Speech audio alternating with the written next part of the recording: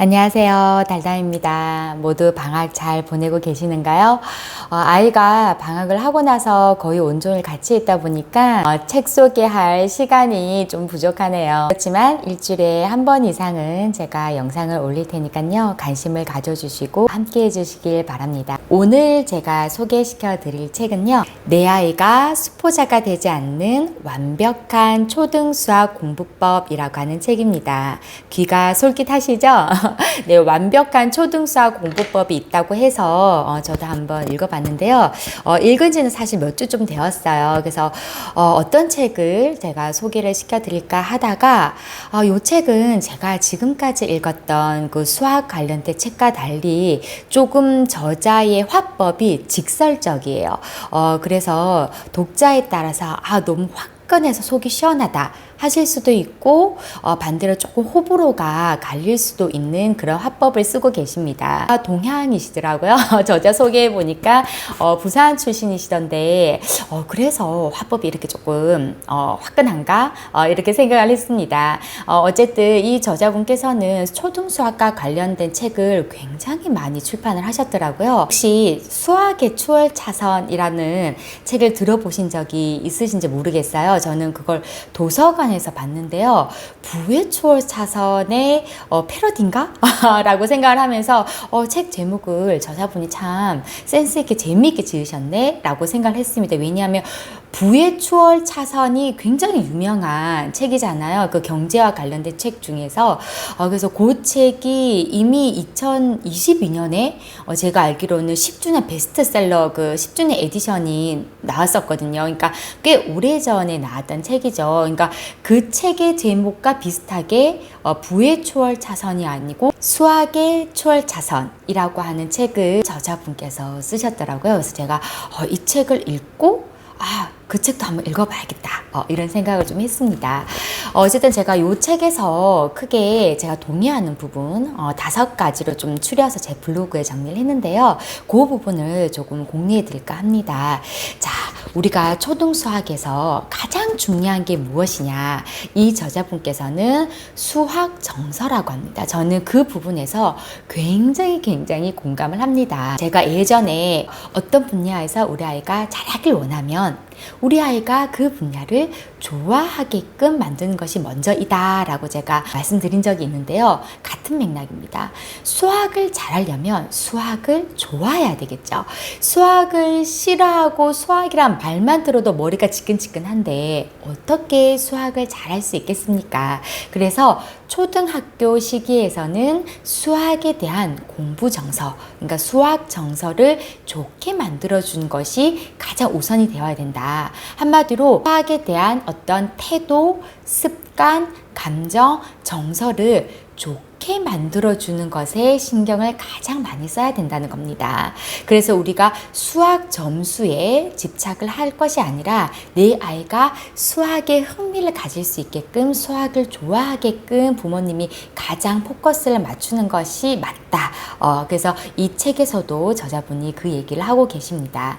자, 그 다음에 두 번째는 뭐냐면 초등 수학에서 중요한 것은 100점 점수를 받는 것보다 아이가 스스로 수학과 관련된 계획을, 학습 계획을 짜고 그것을 매일매일 실천하는 것이다. 저도 이 말에 너무 공감을 합니다. 이 100점이라는 점수보다는 사실은 초등학교 시기 6학년 동안은 스스로 수학 학습을 하는 계획표를 짜는 거, 그리고 그 계획표에 따라서 매일 수학 문제를 풀어가는 거, 그 습관을 들이는 것이 사실은 훨씬 더 중요한 일이다.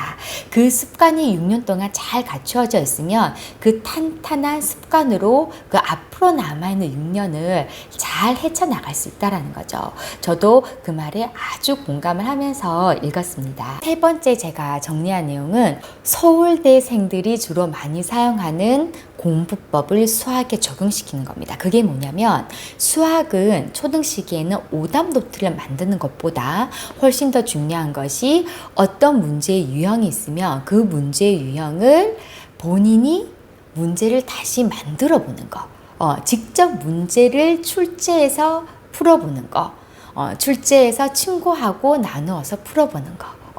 이런 내용이 지금 이 책에 나와 있거든요. 그래서 제가 수학 오답노트와 관련된 영상도 제가 한번 찍은 적이 있는데요. 초등 시기에는 대체적으로 오답노트에 대한 그 집착을 버리시는 것이 좋다.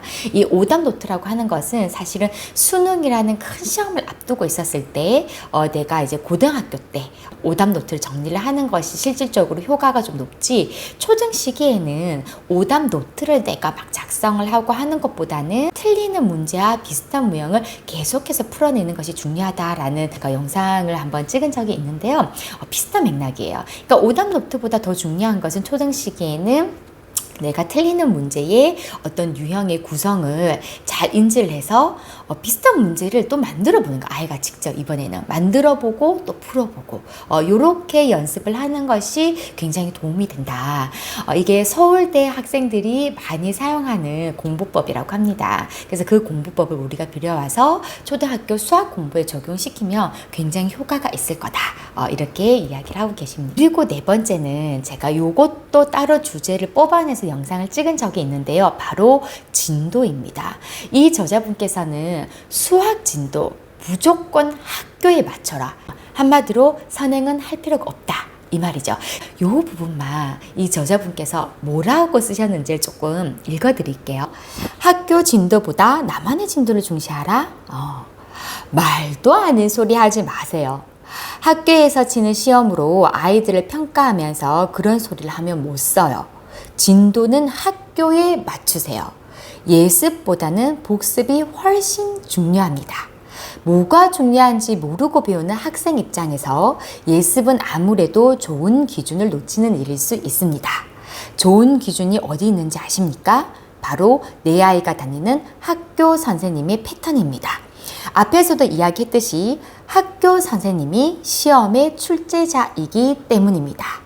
이렇게 쓰고 계십니다. 저는 이 말에도 정말 공감을 했는데요. 아이들이 그리고 학부모님들이 정말 중요하고 기본적인 것인데 놓치고 가는 게 뭐냐면, 우리가 학원을 다니는 이유가 일단 학교 시험 잘 치기 위해서, 그리고 최종적으로 수능 잘 치기 위해서잖아요. 자, 그러면 내신과 수능 시험을 잘 치기 위해서 학원을 다니는 것이라면 누구의 진도에 누구의 성향에 포커스를 맞춰야겠어요. 바로 학교입니다. 그리고 출제위원자입니다.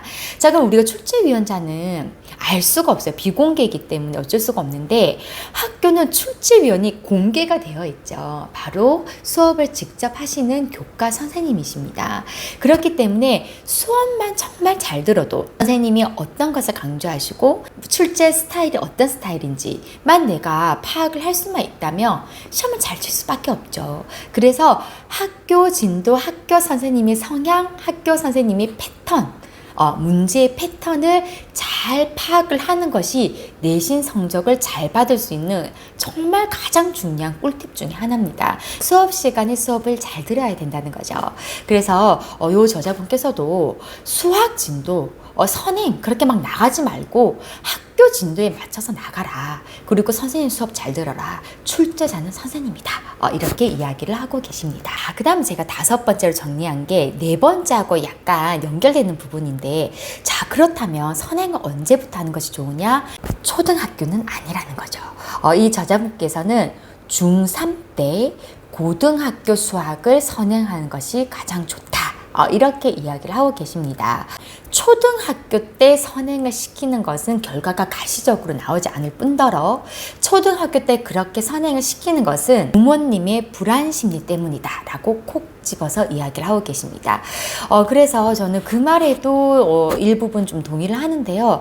우리 아이들 선행을 시키고 사교육을 많이 시키고 하는 게 사실은 부모가 불안해서거든요. 그래서 부모님이 불안하니까 우리 아이만 뒤처지면 어쩌나, 우리 아이만 모르면 어쩌나, 이런 불안 심리가 발동을 해서 그렇게 선행을 시키게 되고 사교육을 보내게 되는 거거든요. 그런데 정작 우리 아이들은 불안한가? 아니거든요. 부모님들의 그 불안 심리를 가장 잘 활용한 시장이 바로 사교육 시장입니다. 그래서 우리가 그런 부분을 이제 간파를 한다면 선행을 시키는 거에 대한 생각, 그리고 사교를 그렇게 많이 시킨 거에 대한 생각이 조금 변화가 일어나실 수가 있어요. 그래서 이런 부분은 제가 굉장히 많이 공감을 했고요. 여기에서 알파, 우리 아이가 수포자가 되지 않기 위해서 초등학교 때 알파로 플러스 알파로 이걸 해주면 좋겠다라고 생각한 부분이 수학사, 수학 역사인 거죠. 수학사와 수학자와 관련된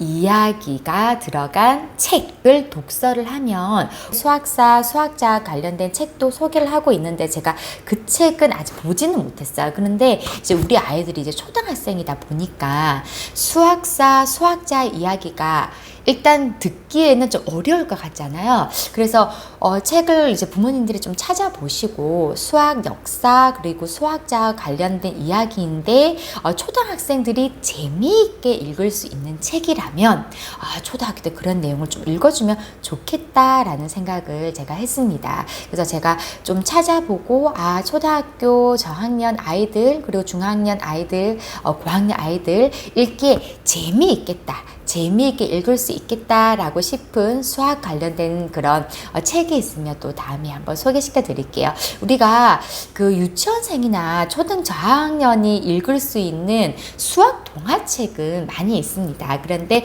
수학사와 수학자의 이야기는 또 조금 다르거든요. 그래서 그런 책도 재밌게 쓰여진 책이 있을까 좀 궁금하긴 하더라고요. 제가 이 책을 읽으면서 저자에 따라서 요렇게 생각하실 수도 있겠구나 라고 생각한 부분도 몇 부분이 있었어요. 그러니까 우리가 결이 항상 같은 책만 읽으면 이게 매몰되기 쉬워요. 생각의 틀을 벗어나지 못할 수가 있는데 요 책 같은 경우에는 제가 늘 읽어왔던 수학 교육과 약간 결이 다르게 생각하시는 부분도 실려져 있습니다. 그래서 우리가 다양한 책을 읽어봐야 요렇게 생각할 수도 있겠구나. 나의 생각이 또 정확하게 정립이 될 수가 있거든요. 그래서 우리가 항상 책을 읽을 때는 비판적 읽기를 해야 된다라고 제가 말씀을 드렸잖아요. 요 책 같은 경우에는 제가 지금까지 읽었던 수학과는 결이 조금 다른 생각이 조금 다르신 부분도 일부분은 나와 있기는 합니다. 그래서 그 부분은 제가 오늘 영상에서는 말씀드리지 않았고요.